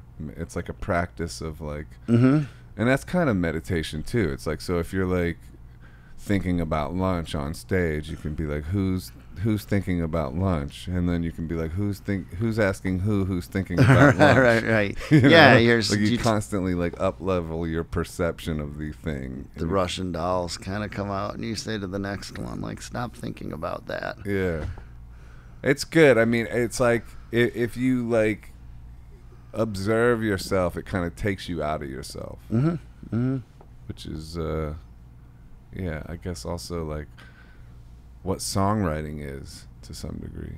Yeah, I think so. A little bit, yeah. Well, what's next for you? Are you getting ready to go on tour? I'm going to Europe in a couple weeks with the Uptown Controllers, my solo band, and then we go back. We come back. We go right to the West Coast. Well, we go to Texas go from Austin. I think it starts November 1st up to Seattle. Where are you playing in Austin? I think it's that Cactus Cafe. Cactus Cafe, yeah. Mm-hmm. And then we do up the West Coast, and then that ends the year for that side of things. And we do these 4 Brooklyn Bowl shows with the Hold Steady, and that's the year. Where are you playing in Europe? Mainly UK. Like London? London, Where are you Manchester. playing in London? We are playing Oslo, which is over in Hackney. It's like a club there. Glasgow, Dublin, Leeds, Bristol, I'm sure Nottingham. Probably Where in Glasgow? At King Tut's. I love King Tut's. I've never played there. It's my first time. Are you kidding? Yeah. Dude, it's killer. Yeah, I'm excited for that one. I love Glasgow. It's a great room, dude. I love Glasgow. So yeah, I do too. Where I requested our day off be there. So that's a good call. And then we finish up on the mainland. We do Amsterdam, Antwerp, Hamburg, Berlin. Are you playing in the Paradise? Paradiso, right? Paradiso, right? Yeah. Sorry. Yeah. And then I've never been to Antwerp before. And then Hamburg I have in Berlin. So it should be a really fun tour. It's the first time in a long time I've been able to bring a band over for the solo thing. So yeah. I'm looking forward to that. And it's a robust band. It's got a sax. It's got a piano. It's a nice, really cool, lush sound, Big sound. Did you used to tour it on your own? I've done some solo tours. Yeah, solo tours, In fact, I went on with Brian Fallon and did a bunch last February over in Europe. And that was just him and an acoustic and me and an acoustic, That's cool. He's a cool dude. He's a great dude. Really great. We had a lot of fun. We did it in the States too, and he's a great guy. And those shows were a lot of fun. And that's the thing. That's a scary thing too. Like getting up with just an acoustic guitar. Like, oh boy, like this. Because that's how I'm going on a. That's what your tour is. Yeah, I'm co-headlining tour with Jesse Malin. Oh, right on. And I'm gonna be by myself. Where? Where are we doing it? Yeah. Kind of all over the States. We're playing in October. Yeah, October, and then through November. Wow. I got a couple months of touring ahead of me. Is he bringing the band? He's bringing a big band. Okay, he's bringing the big band. They just played with us up in Boston the other day. They're great. Oh yeah. Yeah. I remember. Yeah. That's cool. That's great. Yeah. So I'm looking forward to that. But yeah, I'm gonna use my loopers, and I got these new Fender acoustic Sonics. I don't know. Like this new Fender guitar that's also an acoustic guitar and an electric guitar. Okay, cool. But they made it work. Like a lot of times those things can be ropey. Right. This one is killer. Cool. Yeah, and so I got a couple of those, so I'm kind of excited about it. That's fun. I mean, when it works and people are like, the acoustic thing is really rewarding when it works. But just sometimes especially I think because I was in the I am in the Hold Steady. I've never had to deal with banter, chatter. How are you with that? It can be distracting, but you try to there's little tricks. You play quieter sometimes, and people start listening more, or sometimes you just have to say the people who want to hear me can hear me, and the people in the back, aren't necessarily here for this, and you just have to trust that people who want to hear you are having a good time. Yeah, I like it. Like if there's a chatty room, sometimes I go absurdly quiet and absurdly vulnerable. Right. I try to accentuate the absurdity. Yeah, that's my that's my go-to. Just make it totally nuts. Yeah, I mean, and I find joy in that. I actually like it. Do you call people out? Sometimes it depends. Like I've because I've toured so much by myself and done that so much, I'm pretty good at dealing with it. Right. And I don't call it out right away. It'd have to get pretty crazy. Sure. And it'd have to be just kind of one person. Right. If one person starts that's like a heckler basically. Right. I'll be like, well, wait, what do you want to talk about? Right. Just okay, let's listen to you. Yeah, it sounds like you want to be heard right now. So let's give you that and see if I can address any issues you might have. Yeah. Do you like the UK? I love the London UK. and stuff I love like the that? UK. I love going to the UK. The Hold Steady's done really well over there and had a really good fan base and a lot of fun times over there. I've made a lot of friends. So, we've done less of mainland Europe just because it's gone better, and the UK. So I'm always excited to be over there. What about France? We've played in France, but it's never really taken off there. So I like to go there on vacation, but it's never really happened as a I'd certainly go back in a heartbeat, but it's not currently a strong place for me. Yeah, that was where my career took off the most. Really? Yeah, that's good. But I need to. I need to sort of rebuild and get over to Europe again more because in the UK, it's kind of like the mission I'm on right now. Yeah, the UK can be. I mean, they're really good fans, and I know there are everywhere, but that's the ones I've experienced for sure. Yeah. What about you, Ehud? You got any questions? I had a question before about your writing, because your solo stuff in the Hold Steady, it's still you. Mm-hmm. And the writing process in the band you mentioned was they bring in riffs and then you write the lyrics. How is it in the solo stuff? And do you ever write a song for the solo and you say, oh, let's put this off for the Hold Steady, or vice versa? Not really, because the sort of scope of it sort of makes itself obvious quickly, like the Hold Steady, the big riffs. I sort of have these big stories. The solo stuff I tend to write just with very simple chords, G and C and write kind of like leave space, and I'm kind of almost more telling the story and kind of like just sketching out these very structured, like very rough sketches of the songs. They're not super intricate riffs or lines. And then, the way it's worked for the last 3 records, I brought those songs to Josh Kaufman, the producer, and we've kind of talked about what we're hearing, and with him and I, one thing I really like about working with him is we can talk a lot about songs without turning on amps or making noise. We can say like, I think in the 3rd verse I hear some bells up here. It's like, oh yeah, cool, yeah, bells, and it's less fatiguing than yeah, do you like that? So there's sort of like a big picture plan a lot of the times, but it's mainly the words and the stories with some kind of rough chords, and I'm a fine guitar player, but I'm not like an incredible guitar player. And Josh has helped me a lot. The other thing he'll help me sometimes is like, it's cool, but let's reharmonize it a little bit. Like you can still sing that vocal melody, but maybe the chord will go. Let's try to do a different chord here, and I bet you it'll feel a little emotionally different, even if you're singing the same vocal melody. And that's something, working with him. Now I'm kind of better at doing it myself, but that's something he's helped me with a lot. How'd you meet him? I met him, Josh, I met at a, Tad and I got invited to do this thing at Bob Weir's studio. And they were doing it was Jerry Garcia's birthday, and they're doing Grateful Dead songs. And it was I thought it was a little weird that we got asked to do it, but I was a fan enough. I wanted to do it, and it sounded fun. New people and all that. We went and did it, and it was a really nice time. And Josh was one of the main players in that. He produced a record for Bob Weir and had done stuff. But he lived in Brooklyn, and I'd seen him around. And then I did a tour with Patterson Hood from the Drive-By Truckers and Will Johnson, a friend of mine, over in Europe. And we was like a 3-man kind of acoustic thing. And we were in Holland, and I walked into the club, and Josh was there, and he was with an artist, a woman named Hannah Cohen. And we got to talking, and then he came to see the show that night, and I was playing some new songs.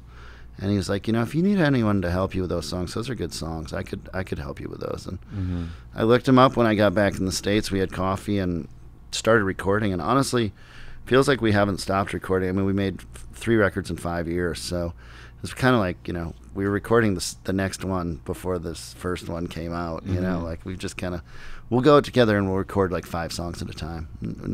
We won't do like, we're gonna make this huge album. It's like we go up to Woodstock to a friend's house. And where at? It's Woodstock. It's a place called the Isokon.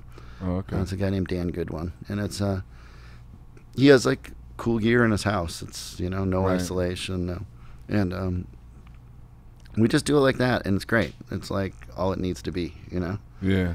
It's not like we're going in the studio. We've got 23 songs. It's more like we got 5 songs. Let's record them.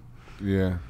And then do you record more than what you release, or do you release everything? Usually we do like 3 sessions, which is, let's say, 14, 15 songs. Then we'll release 10 and usually have some B-sides and whatnot. Mm-hmm. So. That's cool. So you called it a trifecta, but a trilogy. A trilogy, right? Trifectas in painting, yeah. Yeah, it's a trilogy in a sense, you know, in that it's thematically and feels the same. It wasn't like I set out to write a trilogy. It just sort of felt like that after 3 records were done. So, but you know, I do think that there's probably like figure out the next one should feel or look slightly different, you know. So is this the end of your work with him for now, or I don't know, because he's actually been producing the Hold Steady, so okay. He's kind of been brought over to that by me. So certainly not the end of my work with him in the big picture, but I'm not sure. But your next solo thing might be different. Who knows? Yeah, that hasn't come into vision yet because I've just been so busy with with this year that I haven't. You put out two fucking albums. Sick records, so yeah, so you can chill for a second. There's a little bit of chill coming up in like it. January, hopefully December, January. Yeah, man. Well, dude, thank you for doing this. Thank you. This is a pleasure, man. Yeah, it's like really fun. Great talking to you. Yeah, it's great. And yeah, man, congratulations on the work, man. It's real inspiring. Thank you, and good luck on tour, and good luck with the tour anxiety. Yeah, thank you. I think you get through with it, but it actually helped just talking to you about it. It's not. Honestly. It's like a lot of things. It's like the whole mental health thing is always about knowing everyone else is dealing with it too, and feeling less alone, and validating like, oh yeah, that's a thing. It's like, because then you start feeling like you're crazy, or like, wait, what's up? Why am I crazy? I thought I was better than this. Yeah. No, it's but that's the whole thing. Saying things out loud is helpful. It really is. So thank you for my therapy. Thank you for having me, man. Yeah, man. And what give your like social media things if you want. Yeah, on Twitter I'm Steady Craig. On Instagram I'm Steady Craig, and then Facebook it's Craig Finn. And my band's Craig Finn and the Uptown Controllers, and we'll be in Europe in October and West Coast in November. So. Check it out. All right. Thanks, Craig. Thank you, Papa Craig. Or Grandpa Finn. Grandpa Finn. One end. Grant Finn. Grant Finn. Awesome, man. That was Nice. really great. Yeah, that was really awesome.